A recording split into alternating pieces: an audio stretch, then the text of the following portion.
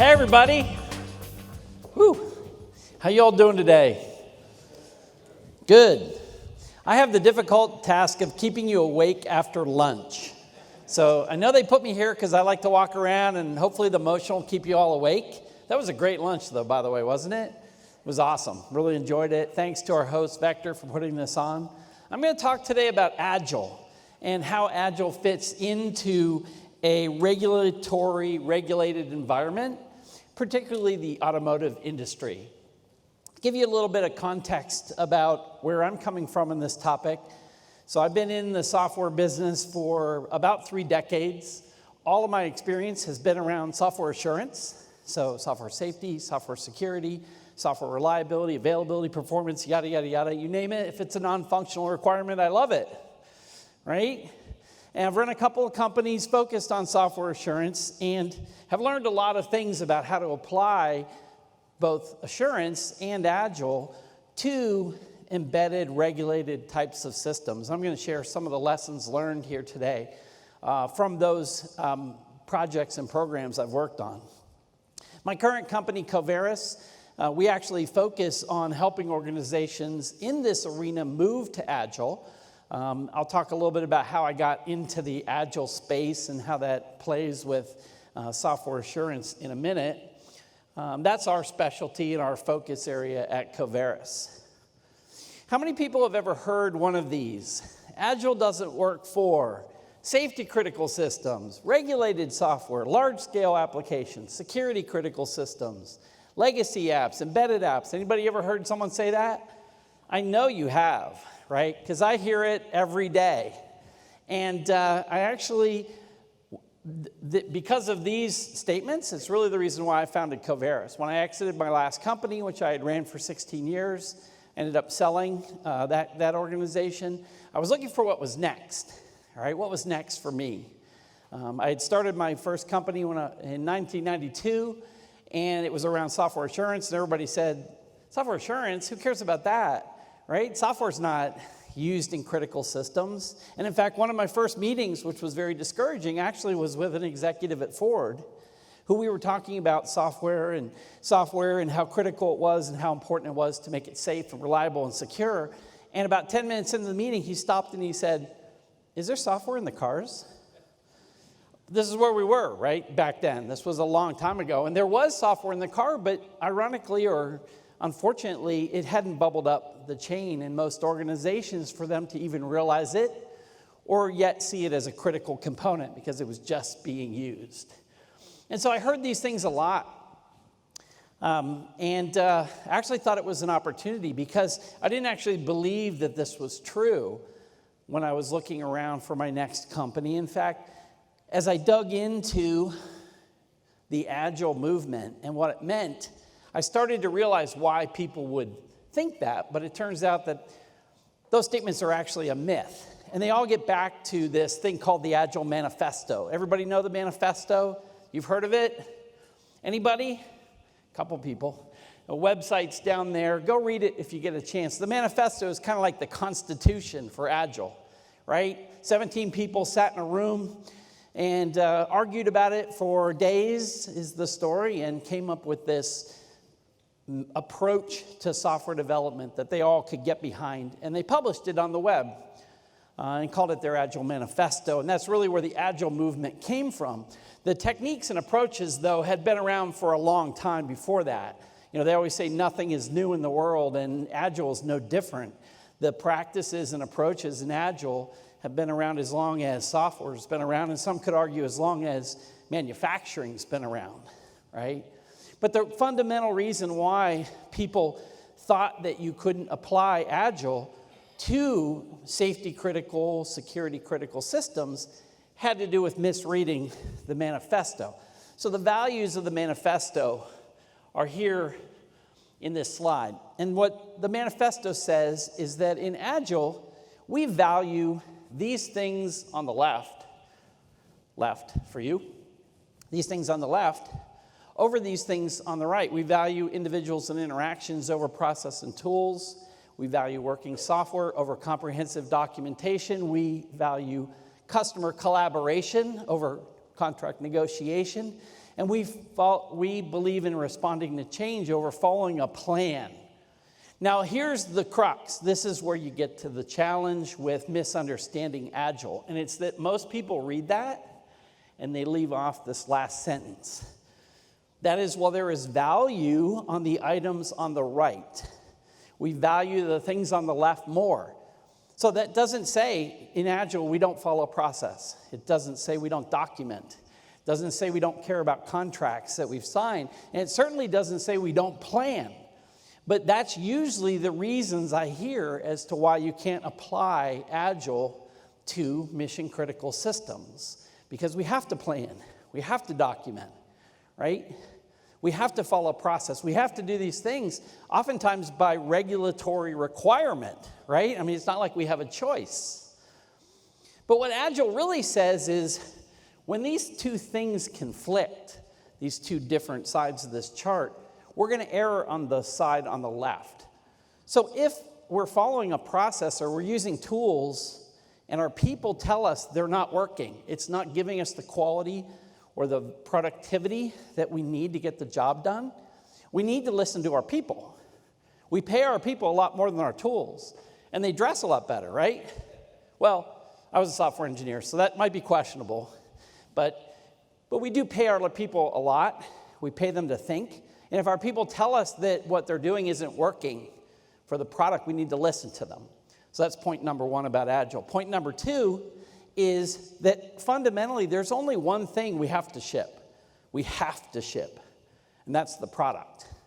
Right? Without the product, the rest doesn't matter. It doesn't matter how much documentation we have, how many salespeople we have, and how many customer support reps we have, how much training we can provide. None of that matters if we don't have a working product. So Agile says, sure, we care about documentation, we care about a lot of other things, but never as a replacement to the product itself. And notice it has the word working in here. That means it meets the needs of the customer. It's reliable, it's safe, it's secure. We can't forget that as well. A lot of people view Agile, or I call it its companion, DevOps, as a way to go faster, right? Increase productivity, and certainly there's some gains we can get from those approaches. But we can't forget that fundamentally the product has to work, has to have high quality, high security, high reliability, and that's right in the manifesto. So we have to provide working product. If we don't do that, all the rest doesn't matter. We can't ever forget that. We're never going to document over or instead of creating a product that works. That's our fundamental belief. Third is customer collaboration versus contract negotiation. Doesn't mean we don't care about contracts we sign. It just means that when does a customer really know what they want? When do they really know what they want? Anybody? Never. You know how many times I've heard that? That might be your customer, unfortunately, but for my customers, for the most part, they don't know what they want until they see it. Right? They have to touch it, feel it, use it, see it. And this gets to the fundamental thing that makes software different than a lot of other things we build. And that is that it is inherently a creative process, and it's part engineering and part, call it art, UI, experience, right? It's something that a customer, either directly or through some sort of a system, touches and feels and interacts with, and it has to be usable. And customers, unfortunately, they don't even know what that is, even if they told you what they wanted, until they see it. And then when they see it, they go, yeah, well, that's sort of what I think. Yeah, I know I told you that's what I wanted, but that's not actually what I need, right? I don't need that right now. I need something else. Now, in our legacy approach to software development, the waterfall approach, it usually took us 3, 6, 9, 12 months, maybe years, to deliver capability to a customer. If you spend all that time and effort and you get to the end and the customer says that's not what they want or what they need, wow, you just wasted a lot of time and money.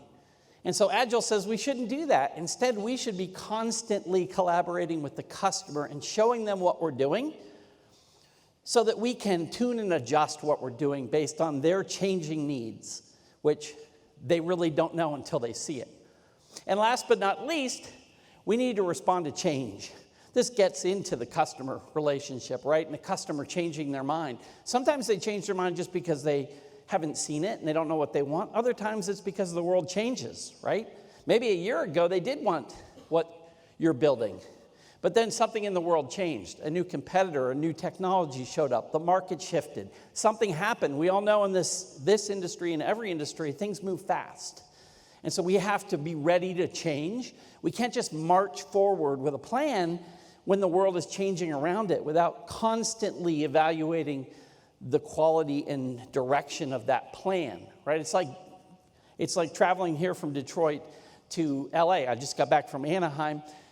If I'm traveling that, I have a general idea of how I'm going to go, but the reality is if I run into things, road construction, traffic, other things, I see a sign for a site I'd like to see, I'm going to adjust and tune as I go. And software development is the exact same way if we're going to deliver value.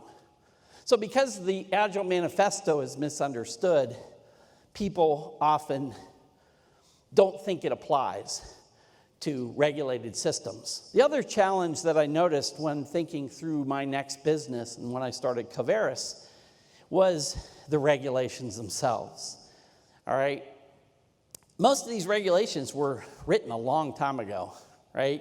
I've been in this business a long time, and I remember early releases of a lot of different regulatory standards. Now, they get updated and improved, but I would argue fundamentally the way they're structured and the way they talk about software and about safety and security, it smells old.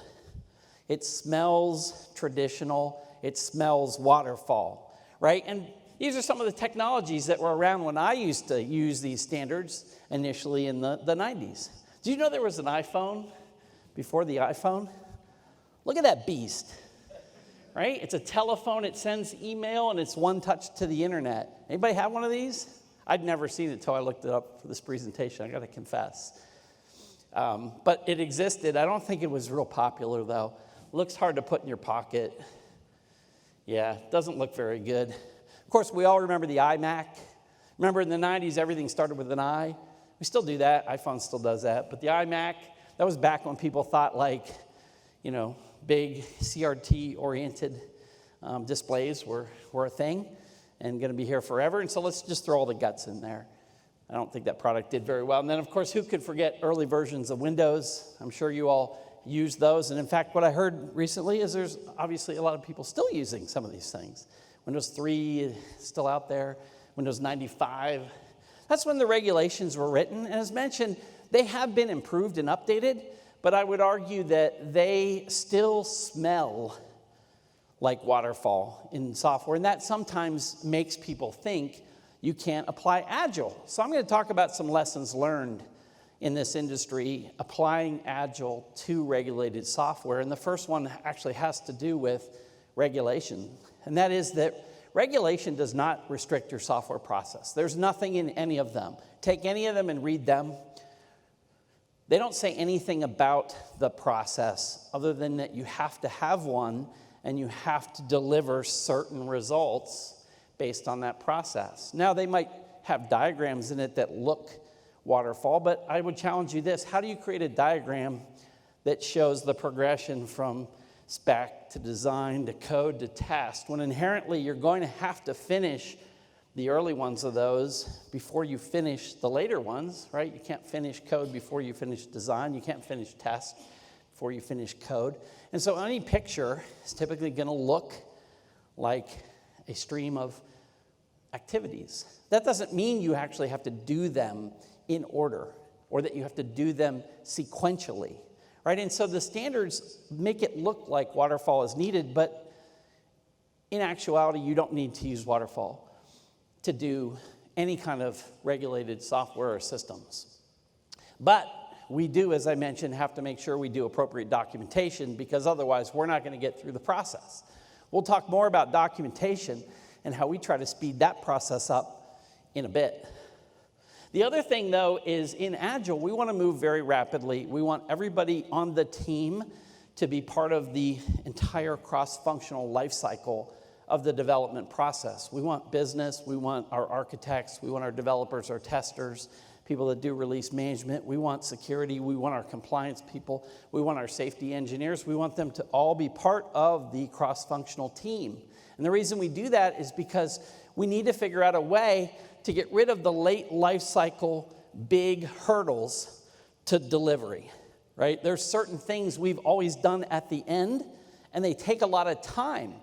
And the problem is that if we get to the end and we find out that it doesn't work, the product doesn't do what it's supposed to do, it's very costly to fix. And so we try to move all of that into our day-to-day incremental Agile process. And that includes compliance activities and documenting and defining what we need for regulatory review.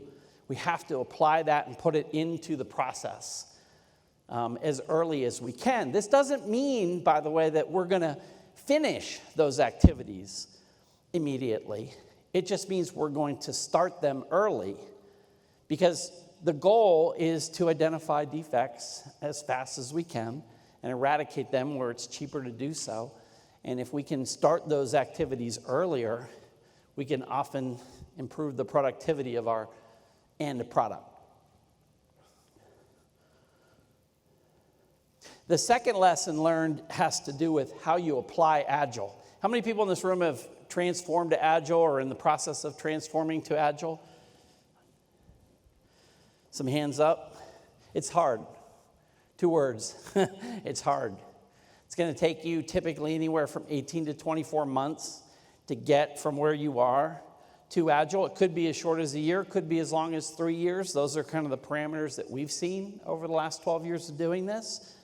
But one lesson learned is you got to start by getting your culture and your people thinking about using the manifesto properly, becoming Agile, if you will, and get your processes in place and change behavior. If you don't change the behavior of your folks and get them on board with an Agile approach, it's not going to take. But studies also show, my graph on the right here shows that if you only focus on the process, you'll only go so far. Engineering is critical to being successful with Agile. If you just focus on, here's how we create requirements in Agile, here's how we collaborate as a team, here's how we retro things, but we never get to changing that design, dev, test, delivery process that we've historically followed, then you're going to struggle at some point. All right? And so it'll plateau. If you're just doing a little tiny waterfall inside of your iterations or your sprints, you're not fully realizing Agile. You know, the only thing worse, in my opinion, than following a waterfall model that takes a long time is trying to do it really fast. It's inherently a process with a lot of handoffs between people, and you can't do that in 2 weeks. And so, there's all sorts of names for this idea that you have an Agile sprint, and inside of it you have waterfall process. You call it waggle, fragile, scrum or water scrum. I've heard all sorts of different names for the same thing. It's a mutant of Agile, and what you're going to find is it won't work. And the way you'll know it's going to work is one of 2 things will happen. Either you'll start to have to do your testing outside of your sprints and do them later, right? You're shifting back to a waterfall where you do dev in a sprint and then test in a sprint, or you make your sprints longer and longer. If either of those 2 are happening in your current Agile process, that means you are not figuring out how to get everybody on the team working together day to day to be successful. I can talk offline. We don't have time in this presentation to talk about some of the ways you can do that, but you have to do that to be successful with Agile. The next thing you have to figure out how to do is deal with documentation. All right, we all know that we have to provide a lot of documentation for regulatory review and compliance, and that takes a lot of time. Most organizations we come in to transition to Agile, it's one of their biggest barriers is how do I make the time to provide all the docs that are necessary to support the regulatory process. And so what you usually see is very heavyweight documents produced all during the process, because that's the way we're used to doing it. And as part of our sprints or our ongoing work, we're constantly documenting in a heavyweight way what we do, and ultimately then building our safety case, our compliance documents for review. One of the recent transformations we did focused on automation of the creation of that documentation. And the idea is this, and we're rolling this out to all of our customers, is leverage tools you're already using in the Agile process, things that manage your requirements, your test cases, right? Things that define and document your overall process and approach, things that document your test results. Keep all that and maintain it in a lightweight manner, something like Confluence or Jira or Zephyr, and then leverage technology to automatically generate documents in the form you want them to be in or need them to be in. We use Jenkins for this, which is an orchestration tool. We automate it so that you can, based on the document templates, automatically generate the information you need that provides internal and external auditors with the information they need to approve the product for market. We find that works really well. The other thing we're big believers in is automating your software delivery process. Heard a few people this morning talk about continuous integration. You're going to want to, over time, take that to the next level and do continuous delivery. You know, a lot of people are calling that DevOps, right? To me, DevOps is just an extension of Agile principles into operations. When Agile was created, it was really built by software developers for use by software developers.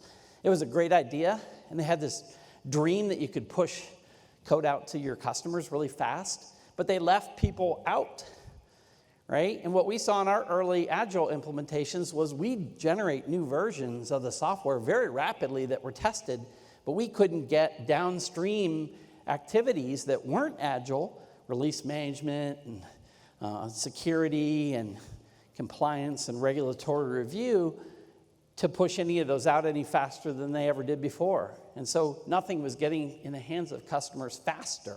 That's what that's what DevOps tries to solve. DevOps says, no, our cross-functional team should include everybody, all the way out to operations and production. And we should be streamlining and automating that entire process. Now, I know in the embedded world, there's device constraints and access constraints and all that good stuff. And this is an example of a situation we ran into with a customer who was not very successful pushing things out very quickly. They had an old code repository in CVS. Anybody that's a software person should shudder right now. Whew, that's old. I even remember, using CVS way back. And they were mostly doing their development and testing straight on old versions of the embedded system that they had available. And it was all manual. It's not going to scale very well and certainly isn't going to let you push things out to production. And so what we did was we tried to modernize it. We brought in technologies so that we could run initial tests on a Windows platform. In this example, obviously it depends on your system and what infrastructure you have. We built emulators that would allow us to do some level of testing outside of the embedded environment. We stored information in an artifact repository. Each time we finished our testing, we set up a CI server, and we started executing and doing continuous integrations of code with tests, all automated as we went.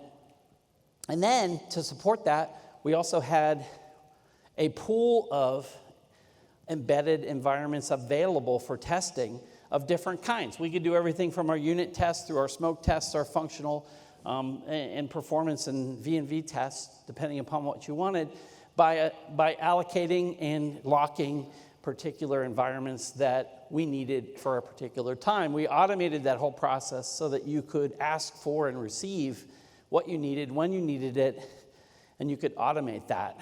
Now, a lot of people will say, well, gosh, why? If I can only go to customers after I've gone through the regulatory requirement, why would I spend all this time trying to quickly release software? Well, if you're in a world where security matters, and I know you all are, because we all are, right? We need to get security patches out to production immediately, right? 0-day vulnerabilities are coming your way if they're not already here. And you have to have a process that allows you to quickly patch and push into production as fast as possible security patches, all right? Otherwise, you're going to be at risk. That's what it boils down to. And so we've been working with organizations to set up this pipeline in their particular process. Now, I know I'm about out of time, so I want to finish with, this is my take a picture of it slide. So if you're thinking about Agile or you're moving toward Agile, there's some things you should tell your boss, just so your boss knows. First, there's nothing stopping you from adopting Agile principles other than inertia. You've done it the same way for a long time. There's nothing about Agile you can't do. Every situation will be different and unique. Agile doesn't prescriptively tell you what to do. It provides principles and practices to follow. So you can do Agile if you decide there's a business case for it. But make sure there's a business case, right? Don't do it just because everybody's doing it. Doing it because you believe it's going to help you either with quality or customer satisfaction or productivity or whatever it is you think is important. So think that through first. Second is focus first on getting the cultural change in place.